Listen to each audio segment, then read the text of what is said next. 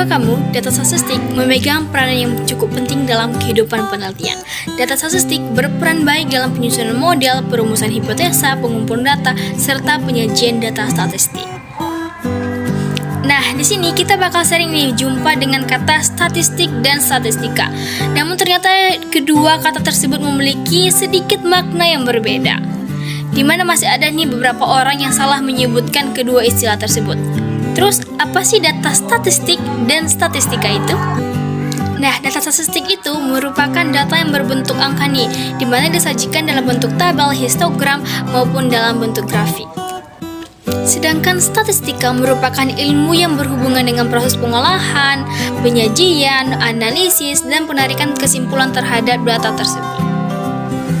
Untuk itu, saya, Fereningsih Setiwani Laului dari kelas 12 MIPA 2 akan menyajikan data statistik yang saya dapatkan dari salah satu lembaga, yaitu SD Negeri 004 Simpang Pulai, di mana data yang saya sajikan adalah nilai rata-rata semester 1, kelas 1 tahun ajaran 2021-2022 di SDN 004 Simpang Pulai. Nah, sebelum saya menyajikan data statistik tersebut, alangkah baiknya kita mengikuti prosedur penyajian data statistik. Maka yang pertama adalah pengumpulan data. Pengumpulan data dilakukan untuk memperoleh informasi yang dibutuhkan dalam rangka mencapai tujuan penelitian. Dalam mengumpulkan data, kita perlu menggunakan suatu metode pengumpulan data. Metode pengumpulan data sendiri merupakan teknik atau cara yang dilakukan oleh peneliti untuk mengumpulkan data. Dalam pengumpulan data kali ini, saya menggunakan metode studi dokumen, di mana saya mendapatkan data statistik yang berupa dokumen untuk bahan analisis saya. Dan tak lupa juga saya memaparkan sedikit gambaran instansi atau lembaga tempat saya mengumpulkan data tersebut, yaitu di SDN 004 Simpang Pulai.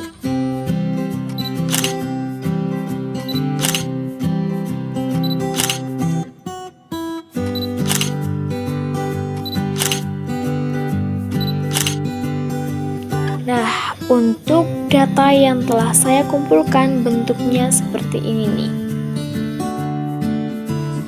Setelah data dikumpulkan, langkah selanjutnya adalah mengolah data tersebut.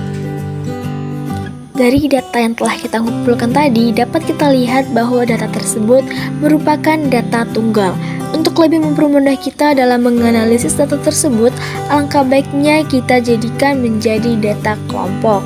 Data statistik yang awalnya merupakan data tunggal diubah menjadi data kelompok berdasarkan rumus statistika. Data statistiknya menjadi seperti ini. Setelah kita mendapatkan data kelompoknya, kita olah data tersebut dengan mencari median, dan modus dari data statistik tersebut. Untuk mencari median sendiri, kita menggunakan rumus sigma FI dikali XI per sigma FI. Dengan FI sama dengan frekuensi dan XI sama dengan nilai tengah. Nah, setelah kita masukkan nilai dari data statistik tadi ke dalam rumus, ternyata nilai mediannya adalah 84. Dan 84 ini berada di kelas keempat. Untuk yang selanjutnya adalah median. Untuk mencari median, rumusnya adalah TB ditambah N per 2 dikurang FK per FME dikali I. Sebelum kita mencari nilai mediannya, kita harus tahu dulu nih di mana kelas mediannya. Nah, setelah kita cari kelas mediannya di mana, ternyata kelas mediannya berada di kelas 4 dengan 84 sampai 86. Setelah kita mengetahui di mana kelas mediannya, kita cari nilai mediannya. Setelah kita cari, ternyata nilai mediannya adalah 84,25. Dan 8,425 masih berada di kelas 84 sampai 86. Dan yang terakhir adalah nilai modus. Sama halnya dengan nilai median tadi, kita harus mencari di manakah kelas modusnya berada. Untuk mencari kelas modusnya sendiri, dapat kita lihat di kelas mana frekuensi yang sering muncul. Nah, dapat kita lihat dari data statistik di samping bahwa frekuensi yang paling sering muncul berada di kelas 5 dengan 87 sampai 89. Untuk mencari nilai modusnya sendiri, rumusnya adalah TB ditambah A per A tambah B dikali I. Setelah itu barulah kita dapat mencari nilai modusnya. Nah, kita masukkan nilai data statistik tadi ke dalam rumusnya, dan kita dapat nilai modusnya adalah 88. Langkah selanjutnya ialah menganalisis data. Analisis data adalah proses pemeriksaan dan pengolahan untuk diubah menjadi informasi bermanfaat, menarik kesimpulan dan membantu dalam menyelesaikan suatu permasalahan. Untuk menganalisis data ini dapat kita tinjau terlebih dahulu dari rata-ratanya.